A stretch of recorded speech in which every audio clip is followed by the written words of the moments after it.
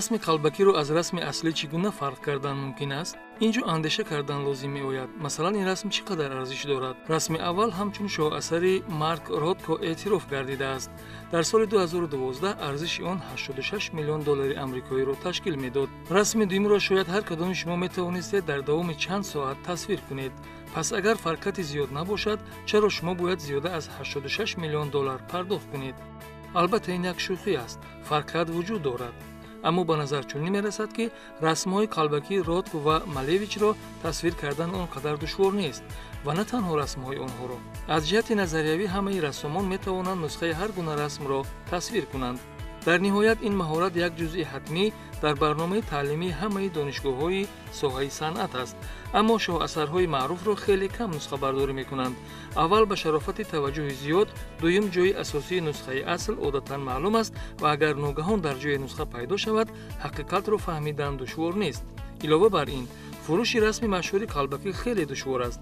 аммо аксар вақт нусхаи расмҳои қалбакӣ вомехӯранд. масалан, расмҳои рӯгардонидашуда.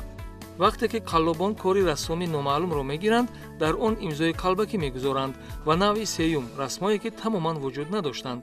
ҳеҷ яке аз рассомон чунин расмҳоро нигоҳ намедоштанд. аз ин рӯ ҳунармандони имрӯза танҳо як расми ба услуб наздикро меофаранд ва онро ҳамчун шоҳасари гумшуда ва нобиғаи эътирофшуда мегузоранд. ва дар ин ҷо фақат маҳорати рассом кифоя нест. барои эҷоди расми қалбакӣ, рассом бояд бисёр ҷанбаҳои софи техникиро ба назар гирад. масалан, дуруст интихоб кардани ранг хеле муҳим аст. танҳо ранги сафеди сурбӣ, титан ва рӯҳ. имрӯзҳо ранги сафеди сурбӣ дигар истифода бурда намешавад. дар гузашта онро зуд истифода мекарданд. пас агар шумо асари дар асри 19 эҷодшударо дасткорӣ кунед, ба шумо лозим аст ки масолаи камёбро барои сохтани он истифода баред. вале ин кори осон нест. масалан, дар соли 1921 ба истеҳсоли ранг бо номи зарди ҳиндӣ хотима дода шуд. онро асосан бо истифода аз пешоби гове ки ғизои асосии он барги манго буд, омода мекарданд. аммо барои гов истеъмоли ин барг зараррасон буд ва дар охир истеҳсоли онро манъ карданд. дар солҳои охир бисёр рангҳоро бо истифода аз сафеди тухм омода мекарданд. имрӯз ин маҳсулоти табииро бо маҳсулоти сунъӣ иваз кардаанд. аз ин рӯ, барои аз нав сохтани технологияи қадим, шумо бояд ин корҳоро худатон анҷом диҳед. аммо баъзе вақтҳо чунин кор ғайриимкон аст. вале на танҳо ранг бояд ба замон мувофиқат кунад, балки дар қабати ранг бояд хатҳои махсус кашида шаванд. агар ҳама чиз дар сатҳи олӣ анҷом дода шавад, шумо метавонед бисёре аз дӯстдорони расмро фиреб диҳед. вале мутахассисони касбӣ тавассути дастгоҳи махсус метавонанд онҳоро шиносоӣ кунанд. имрӯз ширкатҳои махсус ба тафтиши санъати қалбакӣ машғуланд. дар зери дастгоҳи заррабин қабати ранг бо диққат санҷида шуда, таркиб ва сохтори моддаи рангдиҳанда низ мавриди омӯзиш қарор дода мешавад. ҳатто тасвирҳои нурӣ низ шаффофанд, то осори тарҳи қалам ва ё тарҳҳои пешакӣ ошкор карда шаванд. ҳамин тавр қаллобони муосир аксар вақт ҳатто кӯшиш ҳам намекунанд ки расми худро аз санҷиш гузаронанд ва баръакс тамоми корро анҷом медиҳанд, то ба он роҳ надиҳанд. одатан чунин расмҳо дар музоядаҳои номаълум, ки дар онҳо мутахассисони ботаҷриба қарор надоранд, фурӯхта мешаванд. ин расмҳо шоҳасарҳои машҳури ҷаҳонӣ набуда, балки расмҳое ки арзиши на он қадар зиёд доранд ҳастанд. акнун дар бораи арзиши он суҳбат мекунем. чунин мешуморанд ки санъат ҳамеша як сармоягузории хуб аст, зеро арзиши шоҳасарҳо ҳеҷ гоҳ коҳиш намеёбад, хусусан агар асар ба рассоме ки аллакай ин ҷаҳонро тарк кардааст тааллуқ дошта бошад. ва дар чунин ҳолатҳо фурӯшандагони расмҳо аҳамияти онро асоснок карда мегӯянд ки рассоми он аллакай аз дунё гузаштааст ва дигар офаридани асаре ба ин монанд ғайриимкон аст. пас расм на танҳо шоҳасар, балки ба як ашёи нодир мубаддал мегардад ва онро арзишманд мешуморанд.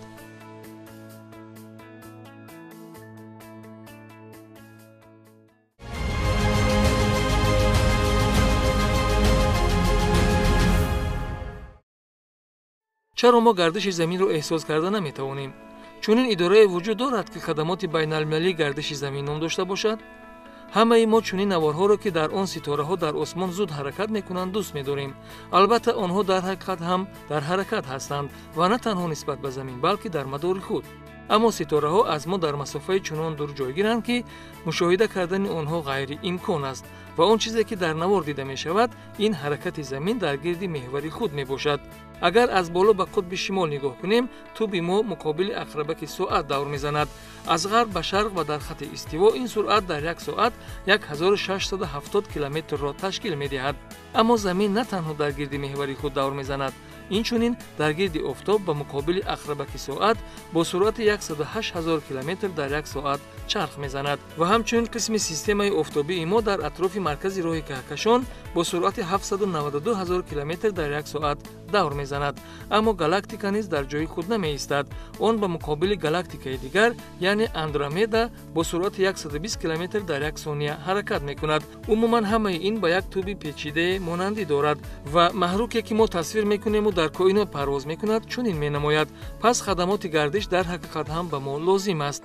касе бояд системаи бузургии нуқтаи фазо ва заминро назорат кунад, вагарна ҳамаи GPS-ҳои мо аз кор мемонанд. аммо чаро мо вақте дар хона қарор дорем, ин гардишро эҳсос ва мушоҳида намекунем? масалан, рӯз ба шаб мубаддал мешавад, мадду ҷазр ба амал меояд ва агар бо диққат бошем, дидан мумкин аст, ки дарёҳои калоне ки дар нимкураи шимолӣ ба хати тул мувозӣ ҷорӣ мешаванд, одатан соҳили рости нишебтар доранд. дар ҷануб бошад, соҳили тарафи чапи онҳо нишеб мебошад.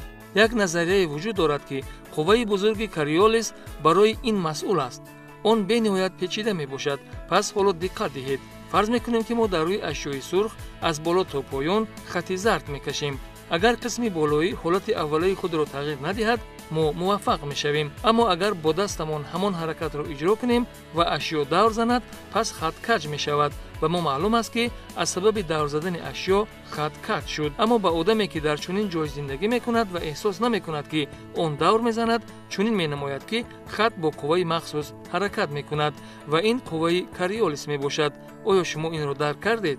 намунаи дигаре низ вуҷуд дорад. дар Париж олиме бо номи Леон Фуко зиндагӣ мекард ва исбот карда буд, ки замин бо намунаи оддитарин давр мезанад. ӯ туби азимеро дар ресмон баста дар шифт овехт ва аз як девор ба девори дигар сар дод. маълум шуд, ки туб бо хати туле, ки аз он сар дода шуд, ҳаракат намекунад. дар ҳар як даврзанӣ аз он дур мешавад ва ҷуз гардиши замин дар атрофи меҳвари худ дигар чизе ба он таъсир намерасонад. агар савол ба миён ояд, ки чаро шумо онро бо узвҳои ҳисси худ эҳсос намекунед, ҷавоб чунин аст: мо бо замин дар як ҷо қарор дорем ва як ҷо бо он давр мезанем. масалан, агар шумо ба қатораи муосири бидуни тиреза ва садои гирифта дар роҳи комилан ҳамвор бо суръати доимӣ ҳаракат кунед ва агар шумо дарк накунед, ки дар қатора ҳастед, пас то расидан ба ҷои таъиншуда шумо онро эҳсос намекунед. замин ҳам маҳз ҳамин тавр аст, аммо фарқият дар он аст, ки замин макони таъиншуда надорад. аммо агар гардиш қатъ гардад, шумо ҳатман онро эҳсос мекунед. аммо ин тамоман қиссаи дигар аст. ғайр аз ин, гардиши замин бо ёрии баркашидан, вазн кардан эҳсос мешавад. дар истиво аз таъсири қувваҳои марказӣ вазни шумо назар ба қутбҳо тақрибан 0.5% камтар мешавад. агар вазни шумо 100 килограмм бошад, пас ин беҳтарин роҳ барои партофтани якчанд килограмм вазни зиёдатӣ мебошад.